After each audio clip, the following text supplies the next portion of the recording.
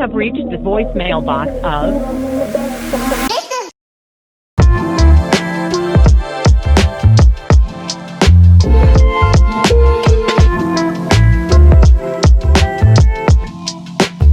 All right, what's up, guys? Back in the garage and working on installing the lift. Eric is over. Eyeballing it, making sure it's level. Are you a baseball pitcher? Eric went up to Milwaukee and got to hang out with a Major League Baseball person. Perks of being Blockhead Automotive. Yeah, okay.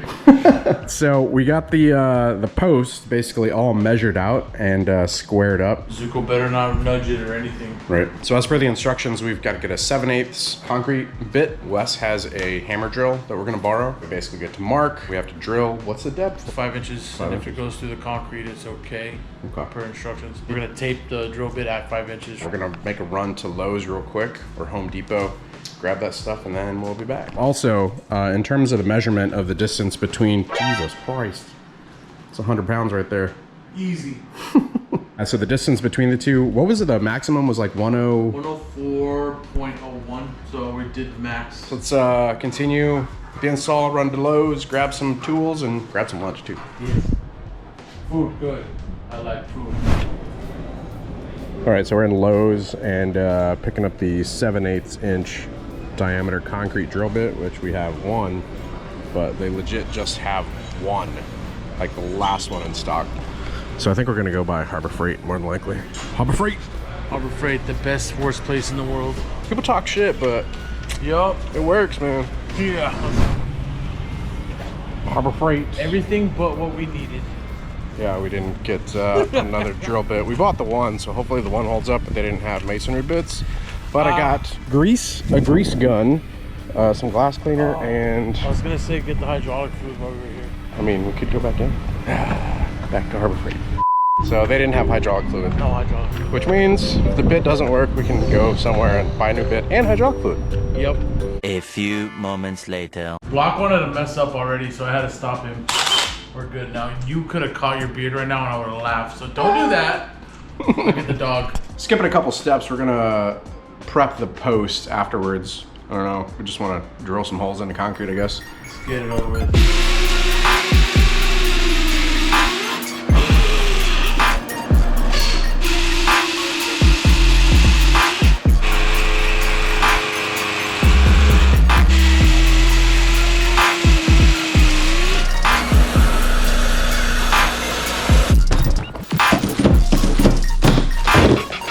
Look at all this hardware. I don't even know what this is for. The instruction says screw them in all the way, so they bottom out, and then leave a 5/8 inch gap with a nut and washer.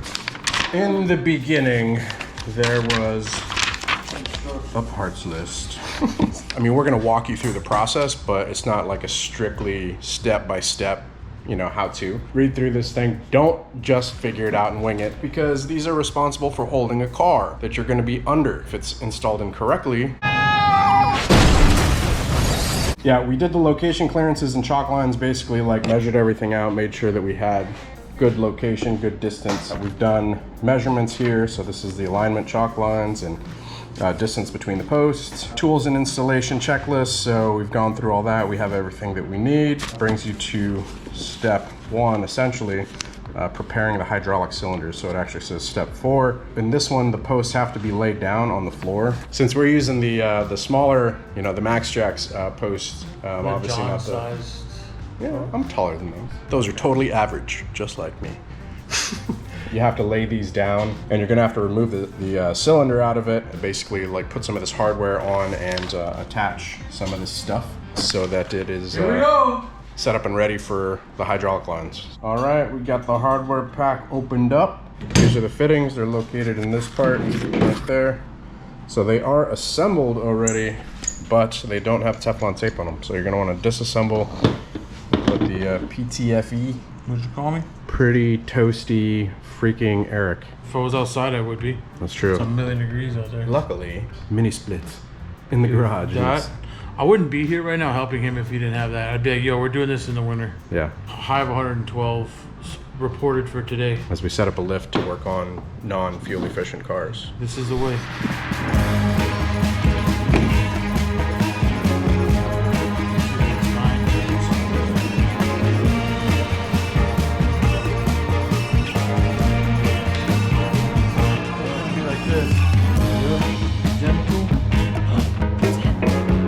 Get her.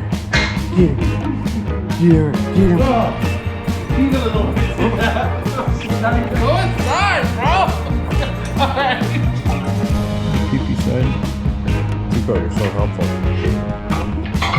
Thank you for all of your help. All right, preparing the lift post. So we got the handles on here. So just a bolt on the inside and pretty cool. Getting the wheels on there. I'm trying to. Here's the hammer, bro. Have it. Yes. Zuko's Thor hammer. Zuko. Yes. Oh, see 90 foot-pounds? Right here. All right, so we're to the point of putting the anchors in on this side. Basically, we're just gonna show you guys all the install on this one post, and you do everything the same on the other one, and then we'll show you guys the routing of the lines and all that stuff.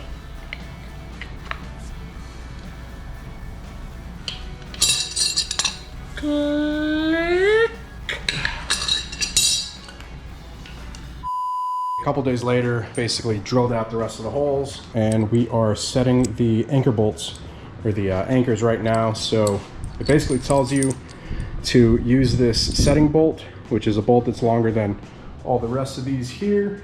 And then this is going to be the anchor side. So you essentially put the setting bolt all the way into the anchor. So you bottom it out.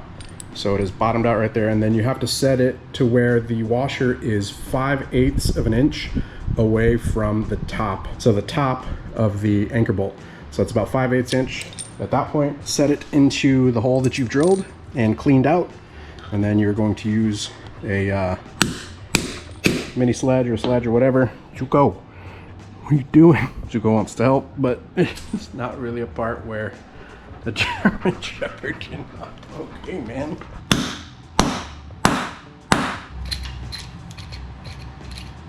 All right, there you go. So now you've got all your anchors set, and you're going to want to clean those out so that whenever you put the new ones in, it doesn't get in the threads. But first, you want to torque them down to spec. So they're just set right now. They're not expanded. To expand them, follow the instructions. So you're going to set the anchor, hold the setting bolt head in place. So you're actually going to want to use this. We're going to use the Crowfoot wrench set that we got, and Open it up with my dad pliers. get these all torqued to spec, which is what, 90 foot-pounds? Yep. You know, nip it and rewards it. Twerkus Malorcus. Ready? Oh, I pooped twice. Whew. Okay, we gotta loosen it. Ready? Yep. Holy moly donuts. Okay.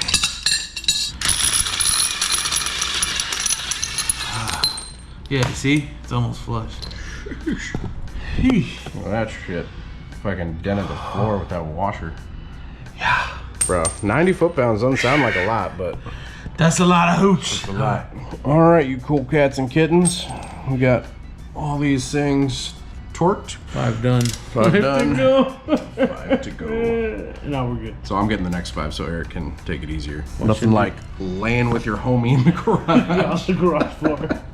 Hey, you gotta do what you gotta do. Yeah. After this first little guy over here that Block did, he's got his own little damn technique. Eric's upset. Banged it out in like 2 minutes versus my 10-minute go. Look, you see? Oh, a little special little doodad technique over here. I mean, less pulling off of the bolt, you know? You only get a couple of them, though. Meh. Or it's gonna click this next one, watch. Absurdly large pipe. Click! You see, I heard that? I heard that. Ah! This one's 5 right here because I slipped. That one didn't count. I told you! Oh. All right, we got everything torqued down to spec, so now we gotta clean out the holes once again, make sure the threads are all clean, so that we can thread in the original bolts.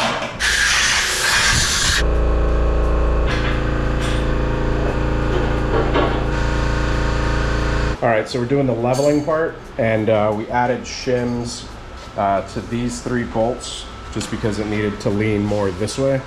So if we check here, we're good, and then we check here, and we are good. Eric went ahead and tightened those down. This one was leaning this way, so we had to add some shims to the right side. So I added one shim here, one shim here, and we are good there now. And then it was good this way already, so there we go. So Eric's tightening the bolts. It says hand tight. We're tightening it with a wrench because it's gonna be holding a car over our heads. So. All right, guys, we are assembling the power cart. The IKEA furniture cart. Yep, No, so I'm kidding. that's how you assemble it from those things. And done. All right, so hydraulic cart assembled. Reservoir, motor, little distributor piece. The cart is all together. The wheels, the rims are facing the same way. Yeah, that matters. We got this line run as well. Nothing too crazy difficult, but just follow the directions right there. So now we're to the point, get some of these hydraulic hoses. Damn, no bounce, just thud. We got the cart all hooked up. Basically the flow divider, and then you've got the output here, input here, going to the motor and the reservoir. Next up, we have to connect the arms. So connecting the arms to the posts.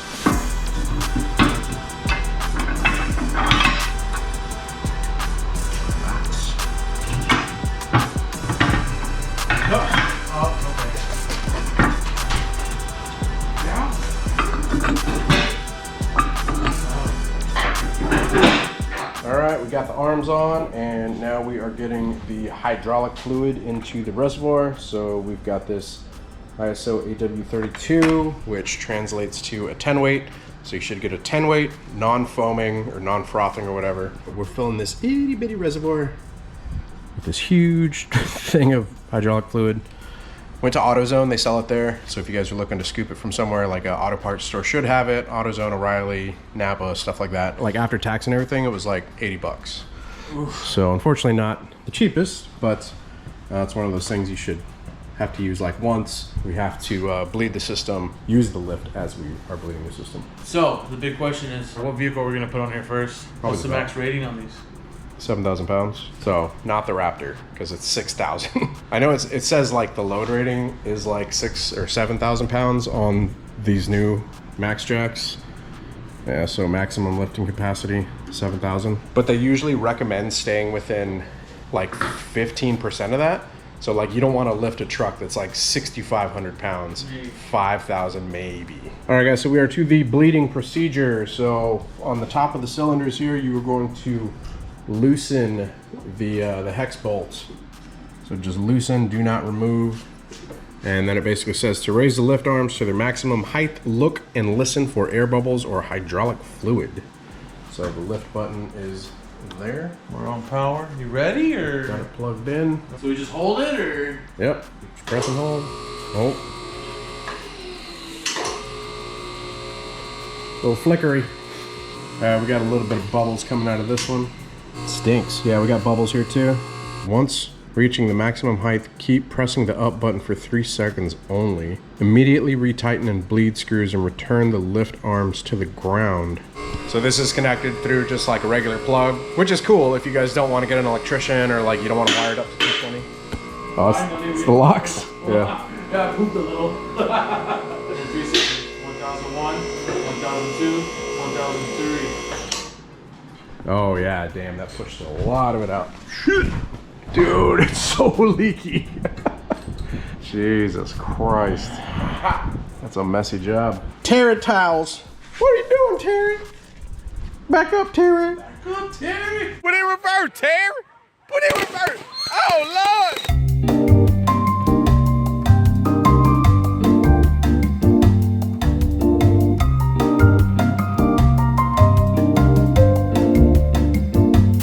There we go. Lift is installed, and that's how you install a Venpac Max Jacks. This is the second version, so 7,000 pound garage lift. We're gonna put a car, lift it a little bit off the ground, and go grab some pizza, and then we'll come back and we'll see if it's falling over or not. That's what I did whenever I did the 2-post lift at the shop. So I had a 10,000 pound full post, 2-post lift.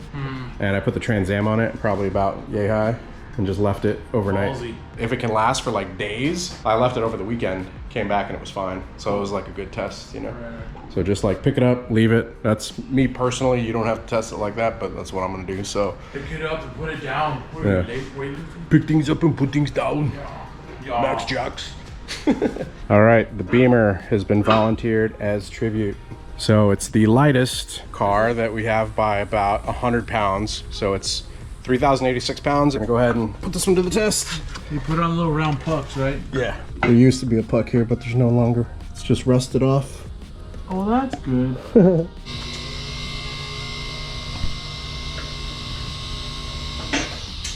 Okay, these should be down, right? Yeah, down is safety locked. Did it move? Yeah. You sure this one locked? I didn't hear it click that loud. Do it a little bit more. Oh, there we go. Hell yeah. I don't like Corona, but it's what Block has in the fridge. All right, guys, it's been about a full day. It's actually been a full 24 hours since we got this thing up and operational. I wanted to basically leave it like that for a while just to make sure that the anchors were into the concrete. So we took the pressure off of the hydraulic. Like I said, we put it in its first locking place on both sides, and it's still standing. Yeah, the posts look good. Literally no shake to them, like at all. Like they're super solid. That one is anyways. They're like really solid. So now that we've confirmed, it's a tight squeeze. Now that we've confirmed the posts are good, the anchors are good, let's go ahead and raise the lift back up. We'll set it down, and then I gotta move some cars around. Got a couple things to work on for that, which is gonna be an episode that you guys are gonna see. So let's get to doing this part. All right, so pressure should be off the locks. I'm just gonna flip them down like this. It's a tight squeeze. I think I'm definitely gonna try to figure out where to mount that thing, like on the wall. I also really do not like being this close to the car as we're lowering it, but I mean, whatever.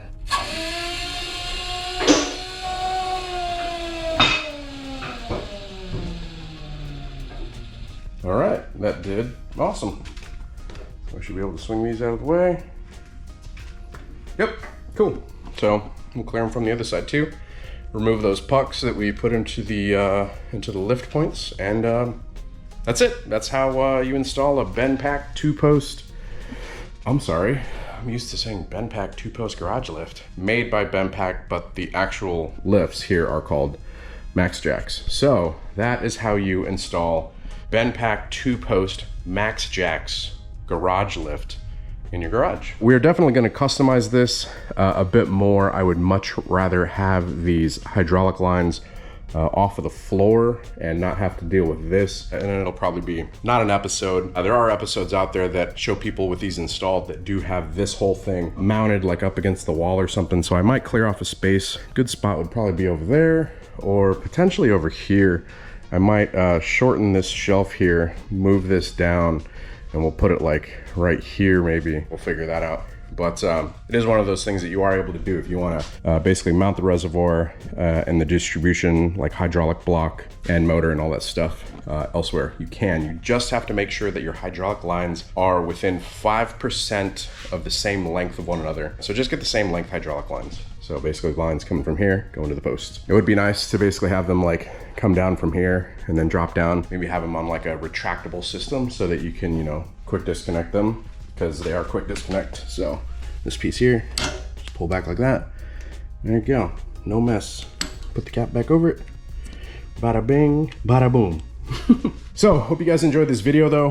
I hope it was insightful. First time doing it, it's definitely easier than installing like a 10,000 pound 2-post lift with the piece across the top like I had at my shop beforehand. Sold that one, bought this one because I'm gonna get a lot more use out of it being in my home garage and working on cars. For those of you that don't know, maybe you're coming across this video, but I do own a custom motorcycle shop. I wanted to work on cars there as well because it's a big 5,000 square foot shop. 24-foot ceilings. I had a 2-post lift there. I was able to walk underneath the cars and everything. But every time I was there, we were always working on motorcycles. There was literally no time for anything else. And I live about 45 minutes away from my shop. So on the weekends, I wanted to work on cars and I wanted to be able to use the lift, but I didn't want to drive 45 minutes one way. I decided to sell that one, purchase this one, and I figured I'd get a lot more use out of it, but with it being here at my house, being able to work out of my garage. My friends will get a lot of use out of it too, which is what I'm stoked about, being able to work in my garage again with friends. So hope this episode was insightful for you guys. If it was, do me a favor, hit the like button. Lets YouTube know that we're doing a good job. If you guys aren't subscribed already, hit subscribe, hit the bell icon so it sends notifications of future uploads and activity. Thank you guys for watching. Till next time, see you in the next one. Peace.